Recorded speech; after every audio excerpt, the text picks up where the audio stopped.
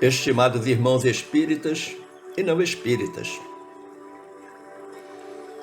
diante do erro, esclarece amando, para que a corrigenda não tenha força de uma imposição, e sim a luz de uma bênção. Fala, sobretudo, compadecendo-te dos que te ouvem. Foi-lhe solicitado refletir hoje sobre o tema conflitos sociais, na visão do Espiritismo e do Evangelho. Pessoalmente, não acho que seja função do Espiritismo discutir os conflitos sociais, mas sim as suas causas, e lutar para esclarecê-las e debelá-las. E foi por isso que tentei organizar as ideias que agora serão apresentadas e com as quais eu espero trazer alguma luz, ainda que pequena, para o estudo e a compreensão do papel do espírita nas causas dos conflitos sociais. Os conflitos sociais se perdem na linha do tempo. São muito mais antigos do que imaginamos. Desde que os homens se agruparam, os conflitos iniciaram.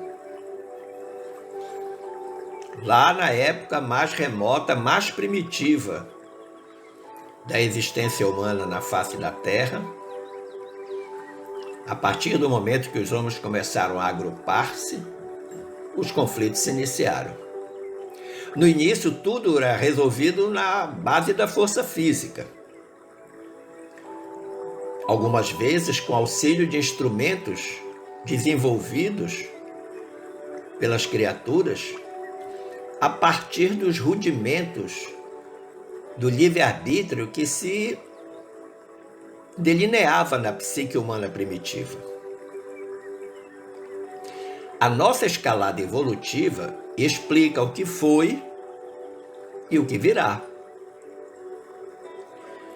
Aqui precisamos recordar que, do ponto de vista sociológico, o conflito social representa a disputa entre grupos com posições diferentes sobre um determinado tema, tendo sempre como pano de fundo o modelo de desenvolvimento social de um grupo coletivo específico. Mas é fato que na base de qualquer conflito social está sempre a desigualdade entre as pessoas. Mas nós poderíamos perguntar: qual a origem dessa desigualdade?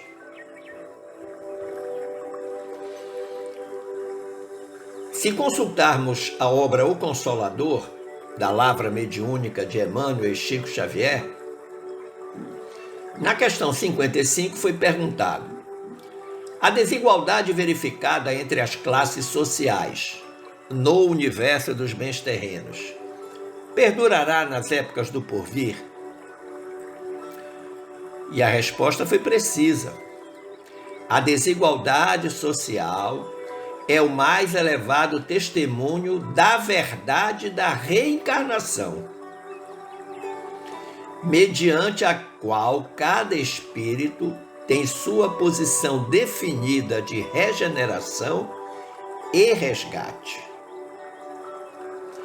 O que isso significa nesta primeira parte da resposta? O que é testemunho da verdade da reencarnação? É que nós reencarnamos para fazer os devidos resgates e reajustes, porque nas encarnações anteriores utilizamos mal as potencialidades da alma. Por exemplo, fomos muito pobres, mas vivíamos constantemente em reclamações, brigando, dizendo coisas que não devíamos, reclamando com Deus. não aceitando a prova com a devida dignidade. Do outro lado, podemos ter tido uma encarnação em que fomos muito ricos, abastados, mas não usamos com sabedoria os recursos amoedados de que dispunhamos. E vivemos na maior avareza, sem utilizar desses recursos em favor do próximo. Ora, se a reencarnação objetiva esse resgate, esse reajuste, evidentemente que eu virei numa condição de pobreza se fui rico e de riqueza se fui pobre. Muitas vezes, os irmãos que nos parecem desiguais socialmente, e o são, mas o são cumprindo exatamente este testemunho da verdade da reencarnação. E Emmanuel continuou dizendo, nesse caso, consideramos que a pobreza, a miséria, a guerra, a ignorância, como outras calamidades coletivas, são enfermidades do organismo social devido à situação de prova da quase generalidade dos seus membros. Então, confirmando o raciocínio que eu expliquei há pouco. Mas aí o Emmanuel diz, cessada a causa patogênica com a iluminação espiritual de todos em Jesus Cristo, a moléstia coletiva estará eliminada dos ambientes humanos. Então, se nós eliminarmos a causa patogênica, iluminando-nos através do Evangelho, da prática da caridade, da resignação, da bondade, da aceitação, da benevolência, da indulgência, do perdão, se nos iluminarmos e eliminarmos a causa patogênica, que é o egoísmo, e todos individualmente fizerem isto, coletivamente, esta moléstia da desigualdade estará eliminada. Mas você poderia arguir, então tudo o que nos acontece faz parte desse processo de resgate e regeneração? Sim, de fato, lhe responderei sim. Mas muito do que acontece poderia ser evitado se a noção do coletivo predominasse sobre a noção do individual. Se todos se reconhecessem como irmãos. Se a caridade fosse permanente entre as pessoas. Se o bem prevalecesse em todas as ocasiões. Então a partícula C indica um condicional. Precisamos realizar estas coisas para eliminar os males coletivos, os conflitos sociais. Você também pode perguntar, mas na época de Jesus não existiam conflitos sociais? Sim, e muitos. Aliás, alguns infinitamente mais graves do que aqueles experimentados contemporaneamente.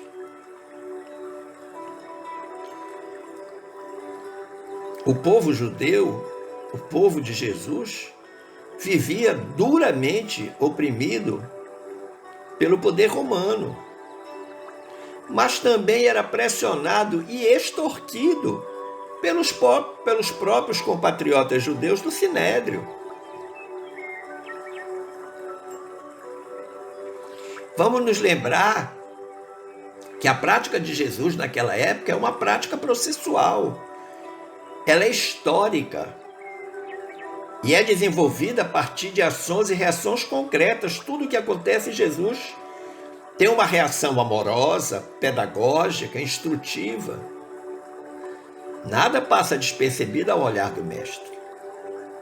A prática de Jesus também é uma prática situada, temporalmente situada na realidade econômica, situada na realidade política, situada na realidade religiosa. Jesus estava atento a isso. Ele conhecia inclusive os conflitos, especialmente aqueles que eram criados para colocá-lo em situação de dificuldade. Daí eu dizer que a prática de Jesus era também uma prática conflituosa, porque ela apresentava uma realidade para o povo judeu, especialmente para o Sinédrio, uma contradição entre o reino de Deus e a realidade social da época. O conflito vinha exatamente porque a prática de Jesus não era desejada, mas era inevitável. Não tinha como escapar dela. E Jesus colocava muito bem que a conquista do reino dos céus não virá por decreto e não virá por ações exteriores, mas pelas ações interiores de cada um, na sua reforma pessoal, na sua reforma íntima, na melhoria da sua moralidade. O evangelista Marcos, lá em seu evangelho, em poucas linhas, ele consegue explicar a profundidade da prática de solidariedade e de misericórdia de Jesus. Essa prática era tão grande, essa solidariedade, esse amor misericórdia eram tão grandes, que levou a uma ruptura com o jeito que as coisas eram realizadas e com as estruturas religiosas e sociais da época de Jesus. A prática de Jesus incomodava. Por quê? Pelas opções que ele fez. Jesus optou pelos impuros, as pessoas pobres, doentes, maltrapilhas, sem estudo formal, pessoas deficientes, pessoas que vinham de outros lugares, que eram de outras raças, pessoas que exerciam profissões baixas, de pouco valor social, não reconhecidas, os mendigos, os pecadores, todos aqueles que eram considerados excluídos, impuros e que não eram dignos de fazer parte do povo de Deus, segundo os doutores da lei e os fariseus, esses eram a opção de Jesus. Havia no judaísmo do tempo de Jesus essa estrutura de puro e impuro, que controlava rigidamente a sociedade e as pessoas, botando para fora da mesa da vida todos estes impuros acima mencionados e controlando a ascensão socioeconômica das pessoas com base na classe social e nos bens materiais ou intelectuais que elas possuíssem. As pessoas eram classificadas de acordo com esses critérios. Jesus não concordou e não concorda até hoje com isto. Para ele e para nós, os cristãos, cada pessoa humana é do mesmo valor infinito diante de Deus e diante de nós mesmos.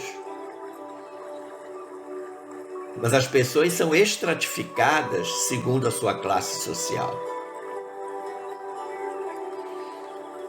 E os que menos têm, menos direito possuem. Jesus rompeu com as estruturas religiosas, ideológicas, econômicas e de exclusão social que tanto sofrimento causavam a esses impuros, a esses excluídos. E aí, nesse momento, criou-se o conflito. Jesus estava abraçando exatamente aqueles que a sociedade estava colocando de lado. Aliás, a principal preocupação do cristão tem que ser exatamente, com este segmento social dos excluídos. O poder romano e o sinédrio percebiam Jesus como uma grande ameaça. Mas o que estava na base de toda essa desigualdade que havia na época de Jesus e que permanece até hoje? Sem medo de errar, eu asseguro, o egoísmo. O egoísmo em letras grandes, garrafais mesmo. E o egoísmo tem um papel preponderante nos conflitos humanos. Porque quando o eu, o ego, é maior que tudo, torna-se impossível enxergar o próximo. Quando eu penso apenas em mim mesmo, não conseguirei ver mais ninguém, nem dentro da própria casa, dos meus afetos. Se nós formos na questão 913 de O Livro dos Espíritos, Allan Kardec pergunta aos colaboradores espirituais da codificação qual seria, dentre todos, o vício a ser considerado o mais radical. E os benfeitores espirituais responderam: temo-lo dito muitas vezes, o egoísmo. Daí deriva todo o mal. Então veja que ele é a raiz, ele é a base, ele é a origem, é a gênese. A gênese do mal está no egoísmo. E os espíritos disseram ainda: estudai todos os vícios e vereis que no fundo de todos, e aí vê que não há regime de exceção, é de todos, há egoísmo. Por mais que lhes deis combate, não chegareis a extirpá-lo, enquanto não atacarmos o mal pela raiz, enquanto não lhe houverdes destruído a causa. E que causa é essa? O desamor. E tudo que dele deriva, especialmente a falta da caridade. O Espírito Pascal, em sua instrução sobre o egoísmo, constante do capítulo 11 do nosso Evangelho, cuja temática central é amar o próximo como a si mesmo, Pascal afirma com precisão matemática. Ele diz: o egoísmo, chaga da humanidade, tem que desaparecer da Terra. Então ele é enfático, tem que desaparecer. Ele não tem que ser reduzido, não, ele tem que desaparecer, tem que ser banido, literalmente banido. E ele explica por quê. Porque ele diz: a cujo progresso moral obsta ao espiritismo, diz Pascal, está reservada a tarefa de fazê-la ascender na hierarquia dos mundos. A Terra, ascender na hierarquia dos mundos. Sair do planeta de provas e expiações para o mundo de regeneração. Ele continua: o egoísmo é, pois, o alvo para o qual todos os verdadeiros crentes devem apontar suas armas, dirigir suas forças, sua coragem. Então veja que Pascal qualifica o crente. Ele diz que tem que ser verdadeiro. Ele diz o que é que deve ser feito. A arma, a força e a coragem. E aí ele faz um destaque para essa questão da coragem. Ele diz: digo coragem, porque dela muito mais necessita cada um para vencer-se a si mesmo do que para vencer os outros. E isso é um fato. Nós somos muito mais corajosos para enfrentar os outros do que para enfrentar a nós mesmos, a nossa pequenez. E ele diz que cada um, portanto, empregue todos os esforços a combatê-lo em si, certo de que esse monstro devorador de todas as inteligências, de novo não há regime de exceção, esse filho do orgulho é o causador de todas as misérias do mundo terreno. Então ele coloca o egoísmo como algo assim extremamente destrutivo, né? De um poder maléfico incrível. E ele termina dizendo, é a negação da caridade e, por conseguinte, o maior obstáculo à felicidade dos homens. Então a gente observa, dissecando esse pensamento de Pascal, alguns pontos interessantes. Primeiro, essa tipificação do egoísmo como chaga da humanidade. O que é chaga? Chaga é uma ferida aberta, supurada, ulcerada, e que coloca em risco a vida biológica de quem a tem. Segundo aspecto é a capacidade do egoísmo de impedir o progresso, em todos os sentidos. Não é só o progresso espiritual de cada um de nós, mas o progresso da sociedade, na distribuição da riqueza, na isonomia do direito. A pobreza material que graça no mundo tem no egoísmo das classes dominantes a sua origem. São poucos, os ricos, prejudicando muitos, os pobres. O egoísmo é o inimigo comum da humanidade. É o nosso maior inimigo enquanto humanidade. Daí a convocação de Pascal pela união de todos os esforços para combatê-lo, com ênfase na atuação do espírita,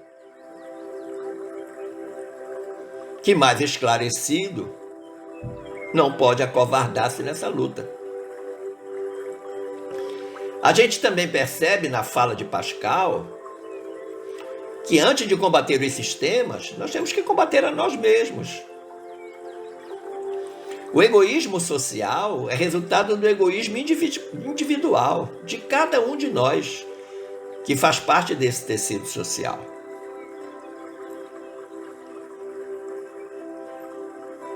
Pascal se refere ao egoísmo como filho dileto do orgulho, ambos responsáveis pelas misérias humanas. E os espíritos superiores, lá no nosso Evangelho, eles dizem que o egoísmo e o orgulho são as grandes chagas da humanidade. A gente observa também que o egoísmo, segundo Pascal, impede a felicidade humana,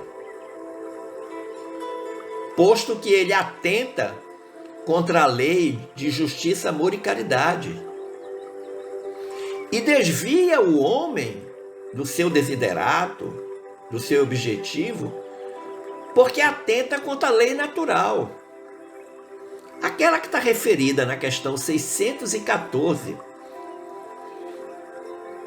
de O Livro dos Espíritos, que abre a parte terceira do Livro dos Espíritos, que trata das leis morais. Ora, o que diz essa questão 614?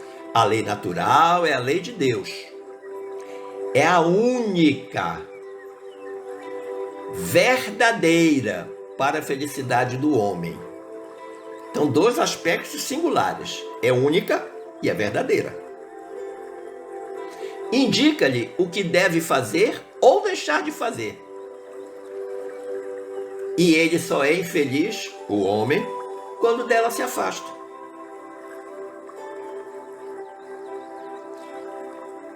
Mas nós precisamos, sem dúvida, de um grande esforço para identificar o mal que existe em nós, individualmente, que gera o mal coletivo. Nós precisamos considerar que todo indivíduo é um ser social e espiritual, em processo de transformação constante.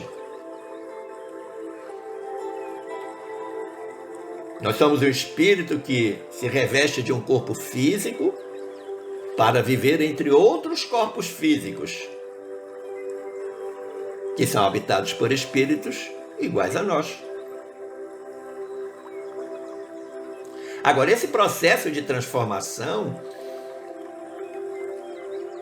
ele tem de ser precedido por um autoconhecimento ou autoanálise que devemos fazer de nós mesmos com critérios bem definidos, com transparência e com coragem, a mesma coragem que Pascal se referiu.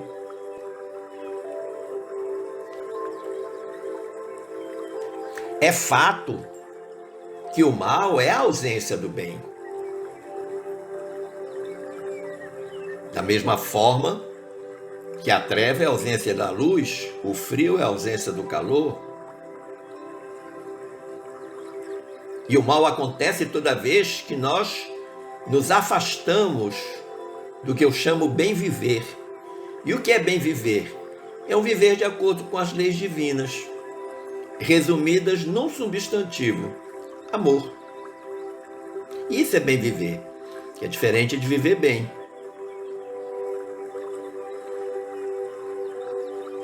Desde a sintonia equivocada da nossa parte até a realização da ação que eu chamo de pecaminosa, uma ação que está errada, todo o tempo vai prevalecer o nosso lado sombra em detrimento do nosso lado luz. Nós temos esses dois lados. Qual deles nós deixamos mais forte, mais exuberante? Aquele que nós praticamos mais. Se a minha sintonia se dá com as coisas do bem, brilha o meu lado luz. Se a minha sintonia se faz com as coisas do mal, aparece mais o meu lado sombra, mais escuro, mais de treva. O médico Alexandre Barão Acunha diz que nós devemos realizar o autocuidado permanentemente. E esse autocuidado deve compreender ações nas dimensões física, emocional, social e espiritual. Ele acrescenta a dimensão espiritual. Inclusive, na lógica da ampliação do conceito de saúde, segundo a Organização Mundial de Saúde, que inclui o lado, a dimensão espiritual, como um elemento da saúde humana. Nós já sabemos que são justas as causas de nossas aflições. Mas também sabemos, temos conhecimento de que as provas a que nós nos submetemos podem ser minoradas quando a prática do bem e da caridade são constantes. Nós podemos ter feito um acordo no planejamento da nossa reencarnação para passar por determinadas dificuldades, e elas acontecerão, mas elas podem ser minoradas na medida em que, encarnado, nós nos dedicamos à prática do bem, à prática da caridade. E com isso, nós diminuímos a carga das provações. Mas também é fato que nós somos constantemente assaltados pelas tentações. As tentações do mundo são inúmeras, sedutoras, perigosíssimas. Foi por essa razão que Jesus, lá no belo Sermão do Monte, quando lhe foi pedido e perguntado como as pessoas deviam orar, e ele ensinou a oração que conhecemos como Pai Nosso, e num trecho dela ele diz para nós pedirmos: não nos deixeis cair em tentação. O que é o pecado? O que é o erro? É a negociação mal sucedida com a tentação. A tentação vem e diz para você: vai lá, faz, ninguém está vendo, deixa de ser bobo. Se você começar a negociar com ela, tenha certeza que você vai perder. Na hora que você perder, você estará errando. Estará fazendo mal. Mas tem alguma coisa externa que vai me impedir de cair na tentação? Não. É uma decisão interna. Agora, lógico que quanto mais eu estiver aproximado da divindade, quanto mais a minha prática for em torno do bem, mais eu me protejo. É como se eu criasse um escudo, uma blindagem. E as tentações vêm, batem e voltam.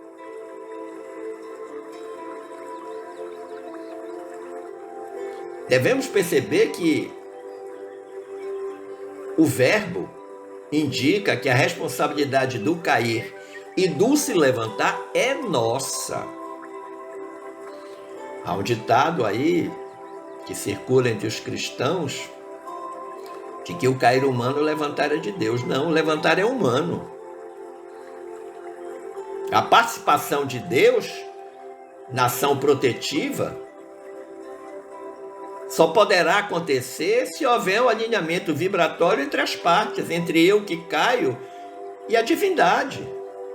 Mas um alinhamento vocacionado para o bem, claro. Porque senão seria muito fácil. Eu caio, Deus me levanta. Eu caio, Deus me levanta. Eu caio, Deus me levanta. E aí, quando é que eu vou me levantar por mim mesmo? Absolutamente convencido de que eu não posso fazer, que aquelas coisas estão erradas, aquela minha prática é equivocada. E se algum papel tem o espírita no conflito social, esse papel começa nele mesmo, em cada um de nós. Considerando que os acontecimentos da sociedade são o somatório de todos os acontecimentos individuais. É o somatório de todos os acontecimentos individuais. De cada um de nós, sejam acontecimentos bons ou ruins. O que fizermos de bom soma, o que fizermos de mal também soma. Mas nós precisamos estar convencidos e absolutamente convencidos de que se nós cumprirmos, praticarmos efetivamente a lei de justiça, amor e caridade, nós daremos um salto gigantesco na prevenção dos conflitos sociais. E os conflitos que já existem, já estão instalados, terão que ser realizados com parcimônia, com bondade, com ética, muita oração, muita vibração positiva, desarmamento de espíritos, negociação sempre em função de um bem maior, que seja o bem de todos e não de parte daqueles que estão envolvidos no conflito. Diz-me o Espírito Glorinha, pelo saneamento do mal em nós mesmos, principalmente com a eliminação do egoísmo, haveremos de conquistar a paz necessária à prevenção de todos os conflitos interiores e exteriores. Então a veneranda mentora coloca que nesta prevenção a paz de cada um de nós é fundamental. Lembrando lá o querido Nando Cordel, a paz do mundo começa em mim. Agradecendo o carinho da sua atenção, desejoso de que tenha contribuído nesta reflexão sobre os conflitos sociais, o Evangelho e o Espiritismo, desejo que fiquemos todos em paz com Jesus. Forte abraço!